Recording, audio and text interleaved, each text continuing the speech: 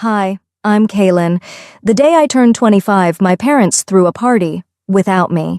They'd already used the $500,000 trust my grandparents left me to remodel their dream home. Then they changed the locks.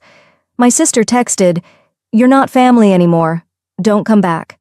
I stood there, on the porch I grew up on, locked out of everything I thought I belonged to. But when the truth surfaced, when I quietly walked back into that house with the real deed in my hand, their faces told me everything. Now tell me, what would you have done if the people who raised you were the ones who robbed you blind? Before we dive in, what time are you listening, and where from? Drop a comment below. Let's begin. I pulled into the driveway just as the sky shifted into that soft amber that only early fall in Illinois can offer, where the leaves burn crimson on the edges, but the air still holds the memory of summer. My car door creaked as I stepped out, my travel bag in one hand and a small canvas tucked beneath my arm. 10 days away, upstate at an artist residency. I thought maybe they'd be proud. I'd painted something I wanted Mom to see. It was a still life, but more than that, it was a memory of us, of the kitchen light hitting the old ceramic bowl. I thought she'd see what I saw. I thought she'd get it. I walked up to the front door, the porch light already flickering on from the motion sensor. My fingers reached automatically for the key that had always worked until it didn't. It stopped cold, refusing to turn, as if the lock itself rejected me. I tried again, slower, firmer. I even jiggled it like Dad used to. Still nothing. I stepped back, confused, and rang the doorbell, once, twice. I waited, hearing nothing, no shuffle of footsteps, no bark from Bailey, the family dog. Just wind and the sound of leaves crunching as I stepped around to the back gate, hoping maybe someone left it unlocked. It wasn't. My phone buzzed. I pulled it out, hoping for a missed call or a, "Sorry, we're out, back soon." But it wasn't that. It was a message from my sister. "Don't come back, you're not family anymore." Below it was a picture. My own house. This house, with a close-up of the new lock. The caption underneath? "Freeloader proof." My vision blurred before I even realized I was crying. I sank to the curb, the canvas still in my hands, digging into my side as I tried to steady my breathing. I stared at that message, reading it again, and again, and again. My fingers shook, but not from the cold. From the sudden realization that something I thought could never be broken had been shattered without warning. I sat there for, I don't know how long, the dusk folding in around me like a tide, and in that quiet, the memories crept in, relentless. It had been a year since Grandma passed. She left us a good sum, $500,000 split between me and my sister, but when the idea came to remodel the house together, it felt like the right thing. "This is for all of us," my mom had said, smiling with that same worn apron tied around her waist, "an investment in our future." I believed her. I believed all of them. I signed over my share without blinking, thinking I was building something solid. A home. A legacy. What a joke. They'd taken that money, fixed up the house, and then fixed me right out of it. And yet, what hurt more wasn't even the money. It was the silence. The cowardice of a message instead of a conversation, the way they all went quiet and let a text do the breaking. I shifted my weight and caught sight of the porch window. It was glowing warm inside. Familiar shapes passed behind the curtains, shadows I knew by heart, my family, my blood, laughing, moving on, living, without me. I remembered a moment, not long before the lockout. We were having dinner. Mom had served stew in that old green ceramic bowl she refused to throw away. It had a crack down the side. I noticed it and pointed it out. "You should replace it, Mom," I said, trying to be gentle. She looked at me hard. "You should be grateful you have a bowl to eat from." It was sharp, meaner than usual, but I let it pass, thinking she was just tired. I see now, it was the first warning shot. That crack was never about the bowl. It was about how they saw me. The street lamp buzzed to life above me. I stood slowly, brushing dirt off the back of my jeans. Across the road, Mrs. Lavelle stood behind her storm door, her arms crossed. Our neighbor for 20 years. She saw me. Our eyes met. But she didn't wave. didn't come out. She just turned off the light and pulled the curtain closed. That silence echoed louder than any insult. I wasn't just locked out of a house, I was being erased. I looked down at the canvas in my hand. My still life. Useless now. I walked slowly, aimlessly, letting my legs move even when my mind couldn't. My world had shifted. And so had I. The girl who came home that day, naive, hopeful. She didn't survive the evening. Yeah, I didn't have a plan. I didn't even have a bed. But I had myself. And a car with half a tank of gas. That night, I parked behind a church dumpster and curled up in the back seat. The wind rattled the windows gently, like fingers testing for weakness.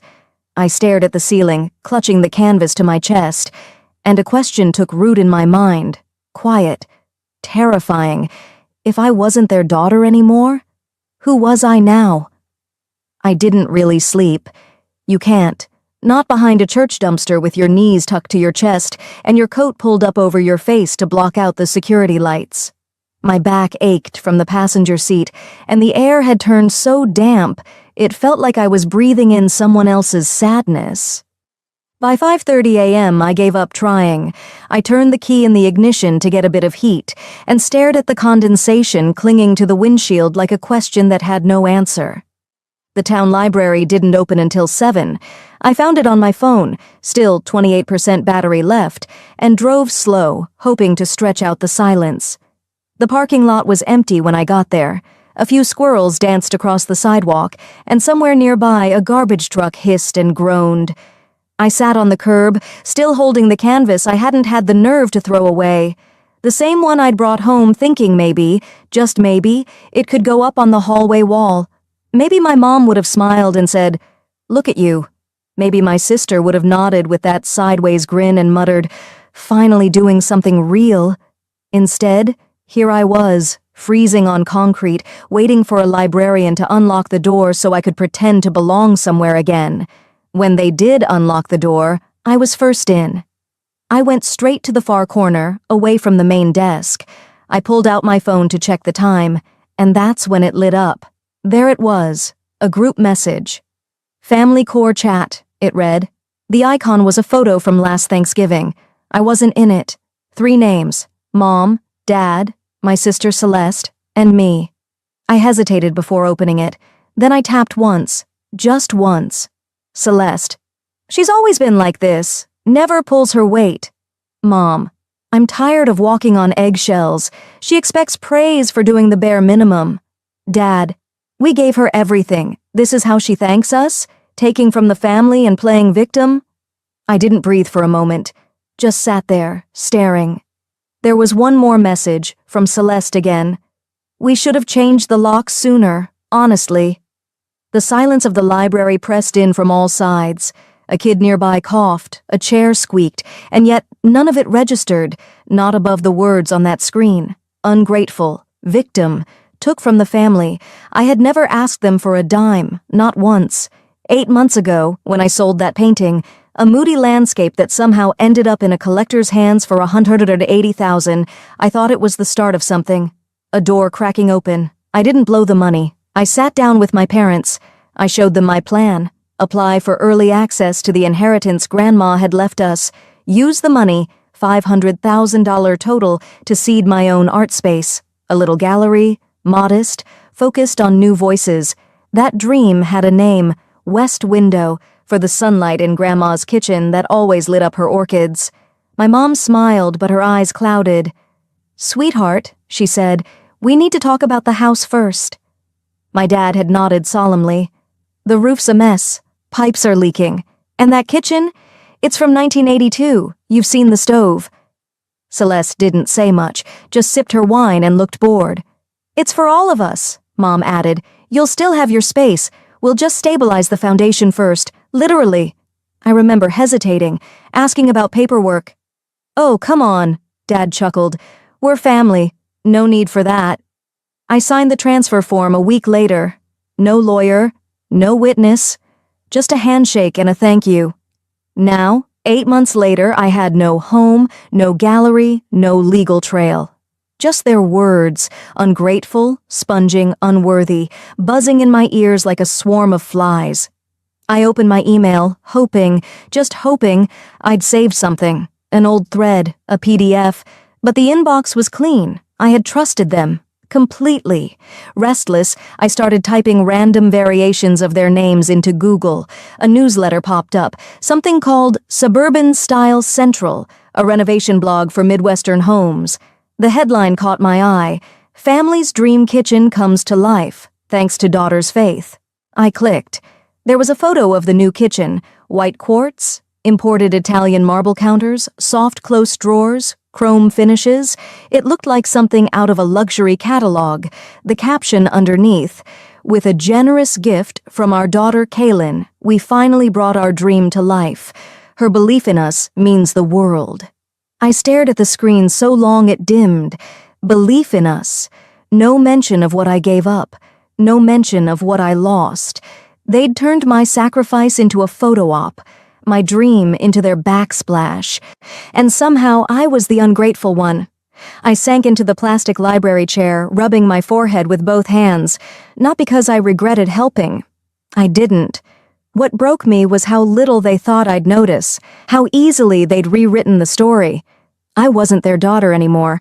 I was a problem solved, a faucet tightened, a receipt filed. I'd made mistakes, yes. I should have hired an attorney, kept copies, had a backbone.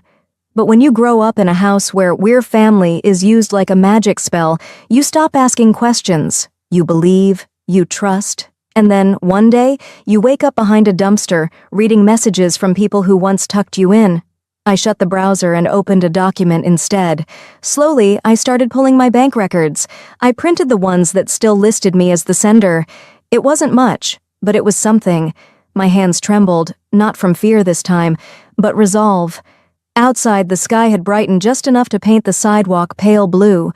I gathered the pages into a folder. I didn't know what I'd do next, but I knew it had to start with truth, because I didn't just want my money back, I wanted my name back. By late afternoon, the air had turned heavier, even though the sky was clear. I sat in the corner of a coffee shop, the kind where no one talks to anyone, nursing a bitter cup that had long gone cold.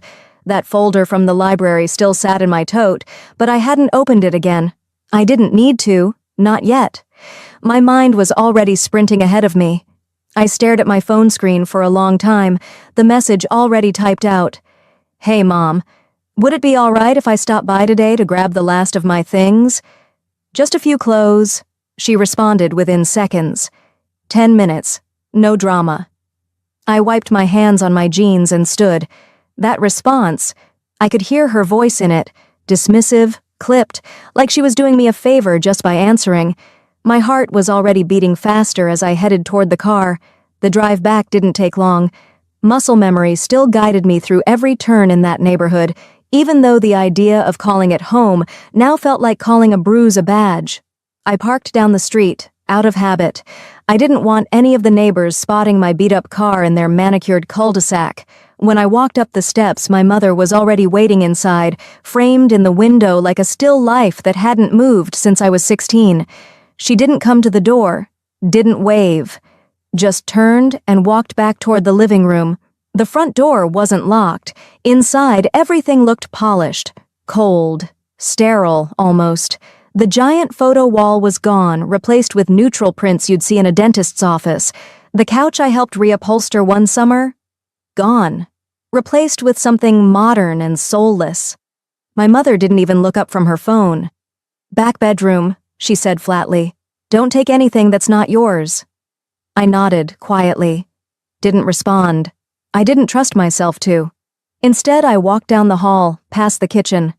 That kitchen. All that luxury. Italian marble, custom cabinets, gold hardware, all gleaming like some showroom fantasy. I paused, eyes narrowing. There it was again, the blog post flashing in my mind. Thanks to our daughter's generosity, we created the space we'd always dreamed of. As if my name was a Home Depot coupon, I kept walking. My old room was almost exactly as I left it, only neater. My paintings were gone, my books too. But a tote bag still sat in the closet. I grabbed it quickly, unzipping it to make sure nothing had been removed. As I turned to go, something snagged, just the faintest resistance from a lower cabinet door next to the closet. I leaned down. The hinge was loose, barely hanging on. That wasn't like them. My dad was obsessive about home repairs. I tugged gently, and the door swung wide. There was something wedged behind the lowest panel. My fingers curled around it, stiff, thick, and worn. A folder, pale blue, no label. It didn't belong to anything in that closet. Not school papers, not my art, something else. I opened it slowly, my throat tightening. Inside, neatly clipped together, were papers I hadn't seen in over a decade. My trust documents, originals, with my name, my signature, my father's too, a notary stamp. I skimmed quickly, heart thudding so hard I felt it in my ears. One clause jumped out, underlined in faint blue ink. Beneficiary shall retain full authority over all disbursements and investments until age 35, unless legally deemed incapacitated by a licensed medical professional. I reread it 3 times. The wording was crystal clear. I was 32, and no one, no lawyer, no family member, had ever presented anything close to legal cause to touch those funds. Not once. And yet the money was gone, ripped away under the lie of family need and shared dreams. I turned the next page. My hands went cold. There it was, a letter, supposedly from a psychiatrist, dated 6 months ago. It claimed I had been struggling with mental instability and paranoid financial behavior, and recommended restricted access to large financial decisions. It had a signature at the bottom. Not my doctor's, not even close. The name wasn't legible, but the credentials were fake. I knew because I worked with that doctor's real assistant when I got treated for anxiety years ago. The real one would never have written something like this without contacting me directly. It was forged. They'd faked a diagnosis to access my inheritance. I sat down on the bed. My knees were suddenly heavy. I don't remember breathing. For a moment, I just stared at the paper in my lap, the lies in neat, professional font. The trust, the note. All of it spelled one thing, betrayal, with a legal header. I looked up toward the door. Silence. Carefully, I slid all the documents back into the folder and tucked it under my coat, zipped it up slowly. My fingers didn't stop shaking until I reached the end of the hallway. "You still here?" my mother called from the living room, voice lazy like I was taking too long in the bathroom. "Heading out," I replied, steady as I could. My voice didn't crack. I walked to the door, didn't pause, didn't look back. When the latch clicked behind me, the air outside didn't feel heavy anymore. It felt open. They hadn't just stolen money. They'd rewritten my story and almost gotten away with it. But not anymore. That folder was no longer just a record of what was mine. It was evidence. That night, I called someone I hadn't spoken to in years because I knew she'd know what to do. That night I sat on the edge of the bed in my rented room, the folder still resting on my lap like it might vanish if I stopped looking at it. The cheap lamp on the nightstand cast a yellow glow across the carpet. The house was silent, but my head was a storm. I'd spent most of my life second-guessing myself. Was I too sensitive? Too dramatic? Had I misunderstood things? But this folder, with its signatures and hidden clauses, whispered otherwise. My hand hovered over the screen for a few seconds before I pressed the call icon. The number was still saved, under Annabeth Myers, though I hadn't dialed it in close to a decade. The phone rang 3 times before a voice answered, calm and steady. "This is Annabeth Myers speaking." The sound of her voice punched the air right out of my lungs. It was like hearing a memory speak. I cleared my throat. "Hi, it's Kaylin." There was a pause. Then, soft, "Kaylin, I was wondering when you'd call." I hadn't expected that, not the warmth, not the lack of judgment, just someone waiting, like she knew I'd eventually show up with broken pieces in hand. "I found something," I said, "and I need your help." She didn't ask questions right away. She just listened, as she always did. "I remember the last time I saw you," she said eventually, "at your aunt's memorial. You barely spoke." Everything felt heavy, I admitted. like none of it made sense without her. Annabeth let out a quiet sigh. Your aunt told me to expect this one day, not your call, but that your parents would try something. I sat up straighter. She told you? She warned me, Annabeth said. She loved you fiercely, Kaylin, said you saw the world differently, that you had a softness your parents didn't know what to do with. She said if they ever got desperate, they might treat your trust not as protection, but as leverage. Tears blurred my vision. Not sobbing kind of tears, just quiet ones, like water finally finding the edge to spill over. I thought I was imagining it all, I whispered. You weren't. And she left you something. I leaned back into the pillow, letting the ceiling catch my stare. Do you remember that student art show? I was 19. She drove 3 hours just to see me hang up 4 little canvases. Of course, Annabeth said. She came back talking about your use of negative space like she'd just seen a Van Gogh in a dorm room. I laughed, short, breathy. She told me afterward behind the exhibit building, they don't see you, Kaylin. But I do. She said she'd make sure I wouldn't lose control of the trust until I turned 35. I thought she just meant she believed in me. She meant more than that, Annabeth replied. She had me draft an amendment. I still have it. I sat up. You what? I keep copies of all legal filings. Habit from my corporate years. Hold on. I heard shuffling, the creak of a filing drawer. You said you found the original trust? Yes. Hidden behind a cabinet panel. They didn't destroy it like they claimed. Annabeth returned to the line. Found it. The amendment is signed, notarized, and recorded. It clearly states that no one can access or modify your trust without your written consent, and that power of attorney cannot be granted or assumed before your 35th birthday unless 2 independent physicians declare you medically incapacitated.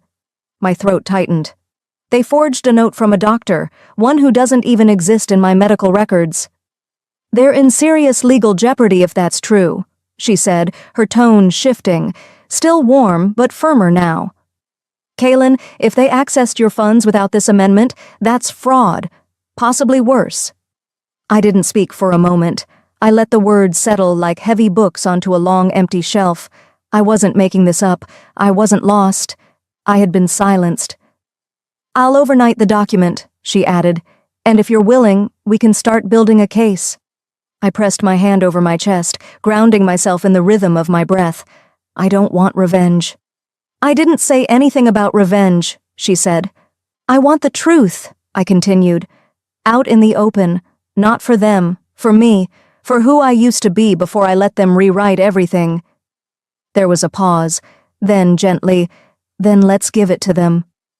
The call ended. I sat there in the quiet again, but it felt different now. Not hollow, not paralyzed, just clear. The kind of clarity you get after a long storm, when the sky still looks bruised, but, deep down, the worst is over. I walked over to the window and pulled the curtain aside. Outside, the moon was low and full, casting silver shadows over the yard. Somewhere inside me, I felt something shift. I wasn't broken. I'd been buried. And now, piece by piece, I was uncovering who I'd been all along. That night, I didn't sleep. I painted. Not for sale, not for survival, but because it was the only way I could breathe. By the time the sun rose, a gray light filtered through the blinds of my small room, soft but dull, like my mood. I hadn't slept. My hands were stained with oil paint, my sleeves stiff from where they'd brushed wet canvas. I stared at what I'd created, 3 bold, brutal strokes across a raw background. It wasn't beautiful. It wasn't meant to be. But it was mine. Later that morning, I changed into clean jeans and a dark sweater, tied my hair back, packed a small canvas bag with gloves and a utility knife, just in case, and drove south. I parked 2 houses down from the home I grew up in. The family dream house. The trust-funded fortress I no longer had keys to. Its beige exterior was still the same, but the flowers out front had been replaced. Bright, curated, lifeless. I sat there a moment, heart hammering. My name was still on the trust deed, and yet I had to knock on the door like a stranger. When I stepped up onto the porch, my reflection stared back from the glass panel beside the front door, older, leaner, sharper than the girl who used to sneak in after curfew. Before I could second-guess myself, I pressed the doorbell. A few seconds passed. Then the door creaked open, just a few inches. "Oh," my mother said, eyebrows lifted in practiced surprise. "Didn't expect you to come back." I forced a smile. "I just came to pick up the last of my things." She hesitated, then opened the door wider. "Of course. Well, you're here now." As I stepped in, a gust of lemon-scented cleaner and something synthetic hit my nose. Everything looked staged. Fresh paint, polished tile, not one personal item in sight. It felt like an open house, not a home. "Dad's in the kitchen," she added. "He can walk you through where we stored the boxes." I followed the faint murmur of ESPN into the open concept kitchen. My father looked up from a cup of black coffee and the newspaper. "Kaylin," he said, voice clipped, "we were just talking about the new kitchen. Granite countertops. Imported. Want to see?" "I'm good, thanks." But that didn't stop him from gesturing around like a real estate agent too proud to hide it. My brother entered from the den, grinning. "You gotta see the media room, Kyle. We've got surround sound, 4K, everything, and a whole wine fridge built in." "I'm really just here to grab a few things," I replied, trying to keep my voice steady. Sure, he said. "But hey, might as well see what your money helped buy, right?" I didn't respond. My gaze drifted toward the living room wall, where family portraits used to hang. They were gone.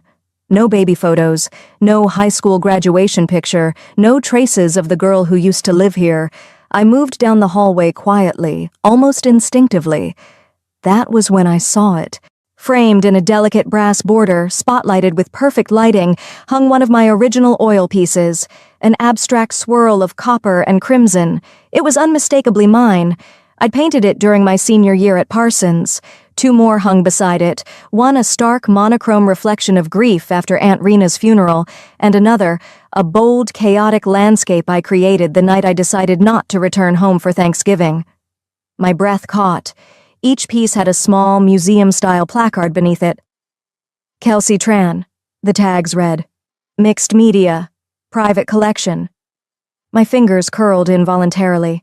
I stepped back into the living room. "Mom," I called out, voice like ice. She appeared, feigning innocence. "Yes, honey? Why are my paintings on the wall, with Kelsey's name on them?" Before she could answer, Kelsey strolled in from the backyard, smoothie in hand, sunglasses perched on her head like some kind of influencer ready for a shoot. "Oh, that," she said, like we were talking about throw pillows. "Well, we had to make the place more presentable for showings, and let's be honest, no one would care if it was yours." I stared at her. "Excuse me?" "You left, Kaylin," she continued breezily. "You disappeared. You didn't want them. And honestly, I have a bigger following. Art matters more when people see it." My mother chimed in, trying to smooth things over. "It's just a name on a little plate, sweetie. Don't be so sensitive." "It's not just a name," I whispered. "It's my life." I turned and marched up the stairs to the attic. My heart pounded in my ears. The door creaked as I pushed it open, revealing dusty bins and a few taped-up boxes. I found the portfolio I'd left here 2 years ago. It was lighter than I remembered. I pulled it open. Only half the canvases remained. 2 of my favorite pieces, gone. I reached for the journal I used to sketch ideas in. The pages were ripped, violently, some slashed through with pen. My hands trembled. I kept digging. Beneath a stack of old magazines, I found a folder. Inside, a storage invoice from 6 months ago, signed in my brother's handwriting, 2 pieces sold, under the name Kelsey Tran. My throat dried up. The betrayal was so precise it felt rehearsed. They didn't just take my name, they took my voice, my history, my art, and they paraded it like it was theirs to rearrange. I snapped photos, close-ups of the framed art, the name plaques, the invoice. Then I stepped outside onto the porch, the sun now hanging high over the roofline. I typed out a message to Annabeth, found 3 stolen pieces, misattributed, sold without consent, invoice enclosed. Then I attached the photos. "We're done playing nice," I wrote, and hit send. Back in my car, I pulled out my laptop, opened a fresh folder, named it Exhibit A. The fight had started the moment they erased my name, but now I had proof. As I pulled away from the curb, the wind whipped through the open window. If they wanted a war, I whispered, then they should have remembered. I know how to finish what I start. The wind had cooled by the time I reached the sidewalk. I didn't look back at their porch, not once. The weight of betrayal had shifted from sharp to heavy, settling in my chest like wet concrete. When I got home, I didn't turn on the lights. I just sank into the floor between half-unpacked boxes, shoes still on, purse still hanging from my shoulder. My breath felt shallow. I'd thought seeing my name erased was the worst. I was wrong. The apartment was quiet except for the ticking wall clock and the occasional groan from the radiator. I didn't even make it to bed. Just curled up against the base of the couch, wrapped in a throw blanket I hadn't unpacked since the move. Sleep wasn't coming. At 3:04 a.m., the soft buzz of my phone made me flinch. I pulled it from my back pocket with sluggish fingers. One unread email. Subject line, "You need to see this." The sender's name flickered in my mind like a candle barely lit. Elise Jensen, Dad's old assistant. We hadn't spoken in years, not even when he passed. I hesitated, then tapped. 12 email threads, each one time-stamped between 2017 and 2019. The first line I read made my stomach drop. "We've confirmed Kaylin's artwork is compelling enough to secure the donor's attention. We'll continue using her name while she's on sabbatical." I blinked, read it again. On sabbatical? I was scraping together rent and selling prints in flea markets. No one had ever asked me if my name could be used. My fingers trembled as I scrolled. There they were, my mother, my brother, my sister, emailing with grant committees, negotiating art foundation donations, leveraging my early exhibitions, my awards, even photos of my work to pitch their Family Legacy Arts Initiative. My chest tightened with each sentence. A reply from my sister read, "She hasn't contacted us in years. She's reclusive. We'll represent the family for her." Another from my brother joked, "If this works, we can finally redo the kitchen without dipping into savings." Then one from my mom. Just 9 words, but they carved through me like broken glass. "Kaylin doesn't need money. She's not good with it anyway." I froze. And below that, my sister again. "And if she finds out?" The reply, "She won't." That was it. The line. The final tear in something already paper thin. I dropped the phone. My breath quickened. My throat ached. A part of me wanted to scream, but no sound came. Only a whisper that didn't feel like mine. They planned it.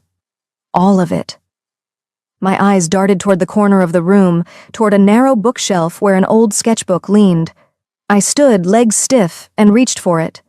As I did, it slipped from the shelf and burst open on the floor. Pages scattered like feathers from a pillow. My knees buckled, and I collapsed beside the mess. On one page was a drawing I'd made the week Dad stopped returning my calls. I'd titled it Pause. At the time, I thought he was sick, distracted, maybe grieving something I couldn't name. Now I wondered if he'd known exactly what was happening, and if he did, why didn't he stop it? For a while, I just sat there. The weight of the emails, the memories, the unanswered questions pressing against my ribs like a vice. Maybe they were right. Maybe I was disposable. Maybe all I ever was to them was useful, until I wasn't. I pulled my laptop onto my lap, opened my files, hovered over the folder labeled Everything. Sketches, client lists, grant applications, digital portfolios. I moved my cursor to the delete button. Then I saw it. Tucked under my second monitor, bent at the corner, was a photo from 15 years ago. Me kneeling next to a boy at an outreach art event. His shirt too big, smile even bigger. I remembered his name like a breath. Elijah. I'd spent months mentoring him. Taught him how to mix oils, how to see shapes where others saw mess. I remembered how he ran to me with his first finished painting, shouting, "I did it! You said I could and I did." Elijah. I grabbed my phone, scrolled to old voicemails. There it was, his voice from 3 years ago. "Kaylin, I got into Pratt. You were the first person who ever believed in me. I owe you everything." I closed my eyes, and something in me steadied. I didn't need them. I never did. And I sure as hell wasn't going to let them rewrite the story I bled for. I opened my email again, downloaded every thread, printed every page, highlighted the lines that mattered. Then I took a black Sharpie and wrote across the top page, Exhibit B. I wasn't doing this for revenge anymore. This was about truth, about reclaiming what was mine, the story, the name, the work, all of it. I turned off the printer, let the silence settle again, and whispered to the night. I didn't want revenge anymore. I wanted truth, and I knew just where to start. By the time I stepped into the lobby of the California State Arts Foundation, the morning sun was already pressing hard through the glass walls. I hadn't slept. My body felt like stone, but my mind was on fire. No more pacing around my apartment. No more quiet crying into my pillow. It was time. I walked straight up to the reception desk, clutching the folder I had labeled with 3 words: fraud, family, federal. The woman behind the counter glanced up. She hesitated when I handed it over. "Are you Kaylin Monroe?" she asked, brows raised. I nodded once. She stared at the label, then called security, twice, to verify my appointment. I didn't flinch, let them double-check, let them try to stall. The moment she cleared me, I simply said, "This file contains evidence of federal arts grant fraud. My name has been used illegally. I'm here to speak with your director." 5 minutes later, I was led down a hallway lined with award plaques and abstract sculptures I knew too well, because half of them were based on my early designs. No credit, no signature, no consent.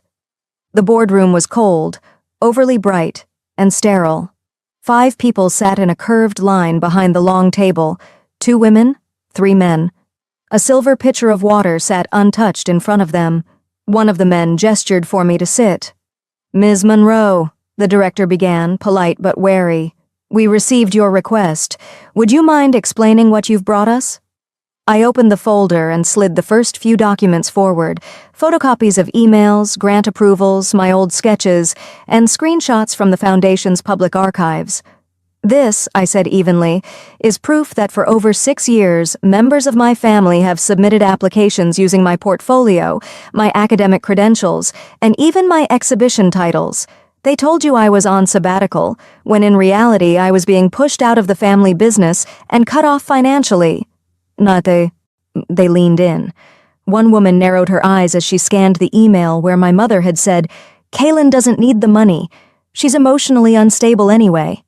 A man to her left muttered, "Why didn't we cross-verify this?" "Because you trusted them," I said softly. "Because they played the family legacy card, and because no one expects the quiet daughter to speak up." For a long moment, no one said anything. Then the director adjusted his glasses. "Ms. Monroe, if what you're saying is true, this is a serious breach of ethics, and possibly criminal. We will launch a full audit immediately, and we will contact the Department of Cultural Oversight to assist." I simply nodded. I didn't smile. There was no triumph in this, just truth, finally clawing its way into the daylight. But then, the doors slammed open, and in walked the last person I wanted to see. My sister, Gwen. Her heels clicked like a thread against the tile. Her hair was perfectly done, lipstick flawless, posture rigid. She held a manila envelope in one hand like it was a weapon. "I demand to be heard," she said without even glancing at me. "This woman has falsified everything." Gasps rippled around the table. One board member leaned back. Another glanced at me uncertainly. "She's unstable," Gwen continued. "She was cut off from the Foundation years ago because she couldn't handle stress. She's making all this up out of bitterness. I have documents proving that these claims are forged." She slammed her envelope down, yanked out a stack of photocopies, and spread them across the table like playing cards. NDAs with my forged signature. Internal memos I'd never seen. Email threads I never wrote. "She wants our family to fall apart because she was never as talented as she thought," Gwen said smoothly, like she had rehearsed it all night. The room shifted. I could feel it, the hesitation. One of the board members started flipping through the new papers, frowning. Another whispered something to the director. I sat still. My nails bit into my palm. I could have screamed. I could have cried. But instead, I did the one thing I'd prepared for. Without saying a word, I reached into my purse, pulled out my phone, and tapped twice. "Here," I said quietly, "is the time-stamped backup of my original digital files, sketches, designs, and grant drafts, metadata included." They watched as I placed the phone gently in front of them. "And this," I tapped again, "is a video message from Elise Jensen, my late father's assistant. She explains exactly how the family misused my work, forged documents, and concealed the fraud." The director clicked play.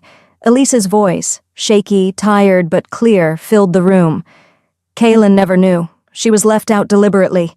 I kept records because I feared one day she'd need them." My sister stiffened. Her lip curled. I didn't even look at her. When the video ended, silence returned. Heavy. Uncomfortable. Then the director looked at Gwen. "Do you have anything else to add?" She didn't speak.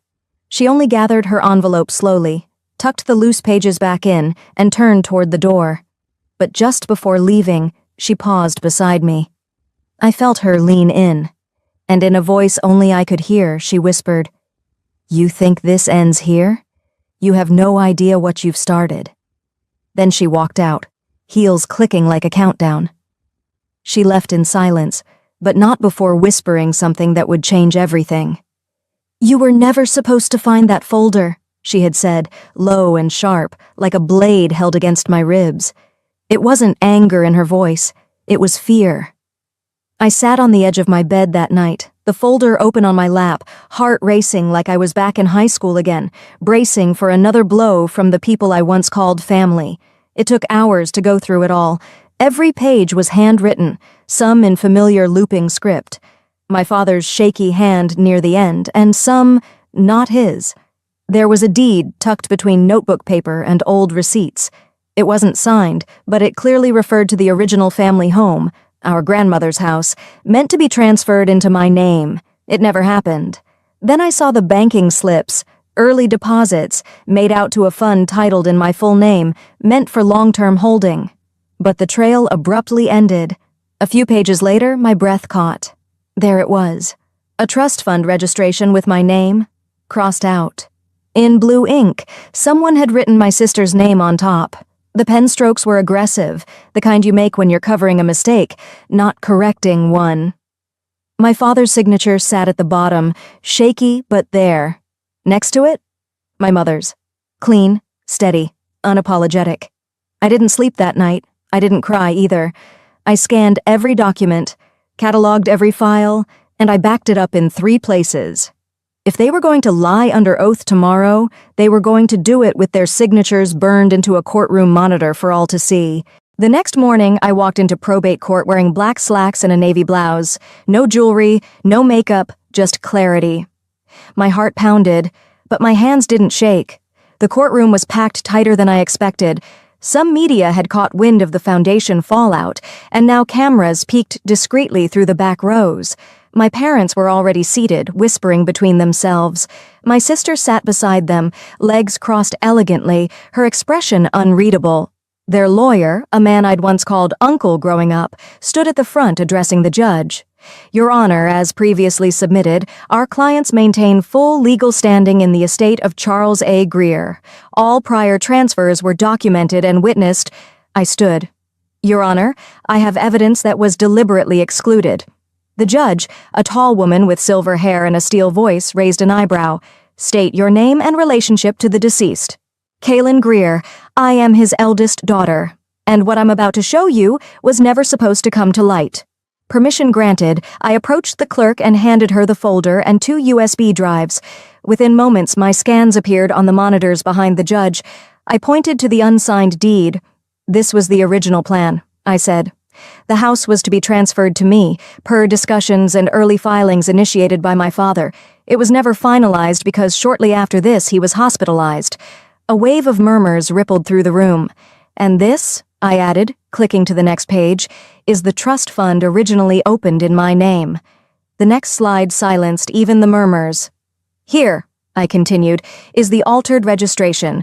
My name, visibly crossed out, replaced by my sister's.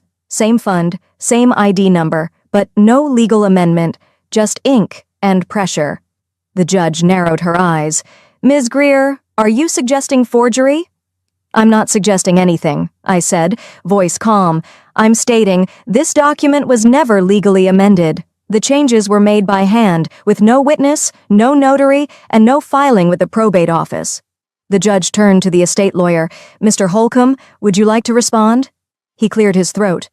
Your Honor, the family made internal arrangements. These documents may reflect intentions that evolved with time.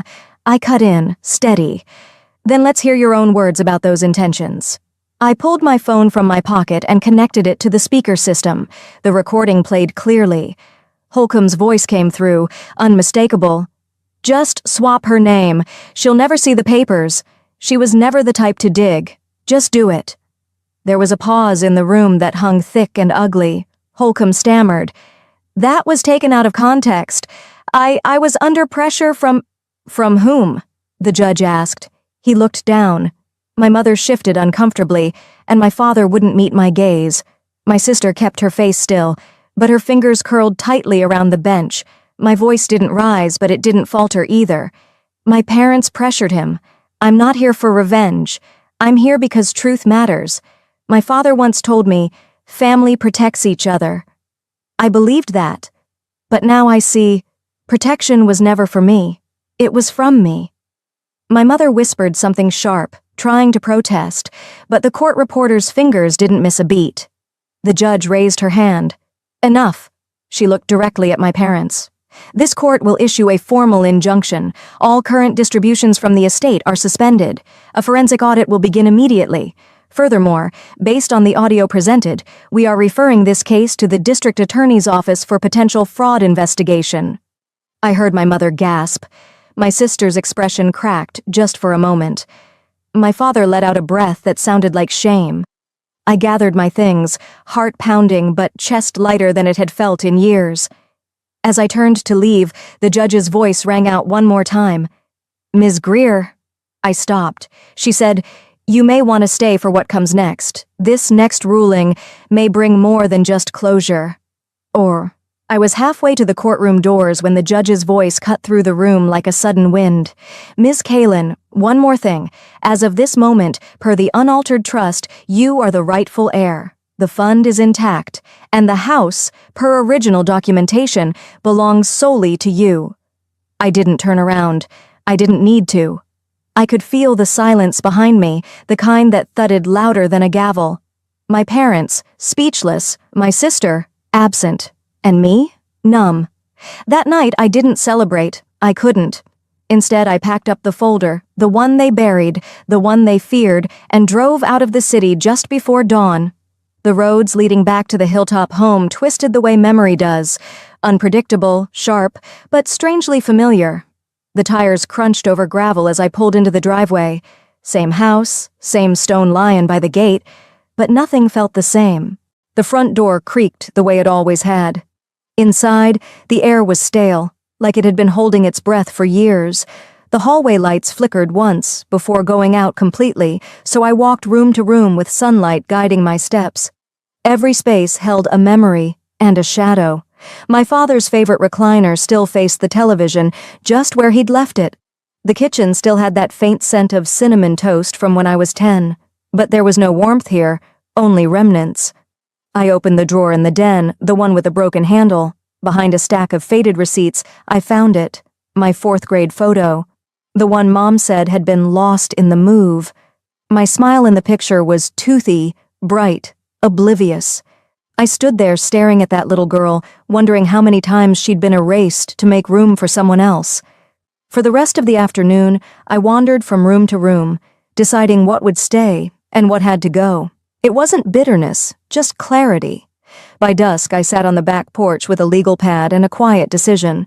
A week later, the contractor arrived, and not long after, so did a local nonprofit director named Regina. We stood at the foot of the staircase while I explained what I wanted. Half the house will stay private, but the east wing, I want it opened up, turned into a creative center for kids aging out of the system. Art, books, music, mentorship, a place that says, you matter, even if no one ever told you that before.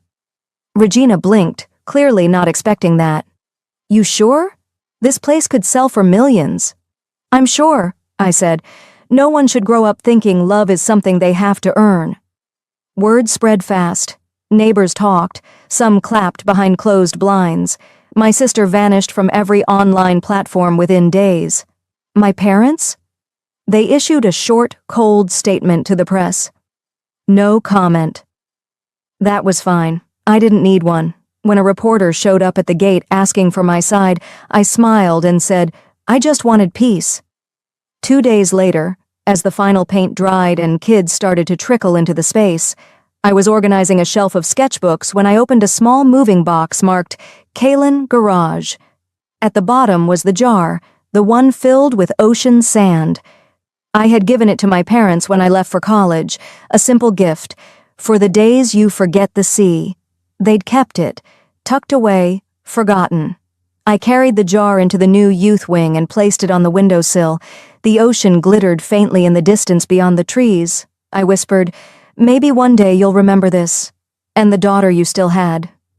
Behind me, a girl no older than 12 sat cross-legged with a pencil and sketchpad. She glanced up at me, then smiled, wide and curious. Do you think people can start over? She asked. I looked at her, really looked, then nodded slowly. I think that's the bravest thing a person can do. She returned to her drawing, and I just stood there for a while, letting the stillness settle in. It wasn't revenge that filled the house now. It was something softer, something steadier. Sometimes healing doesn't look like justice. Sometimes it looks like giving someone else the thing you never had. Would you have done the same in my shoes? Or would you have walked away completely? Have you ever lived something like this? Tell me in the comments. I read every one. And remember, sometimes your healing is the very thing that breaks a cycle.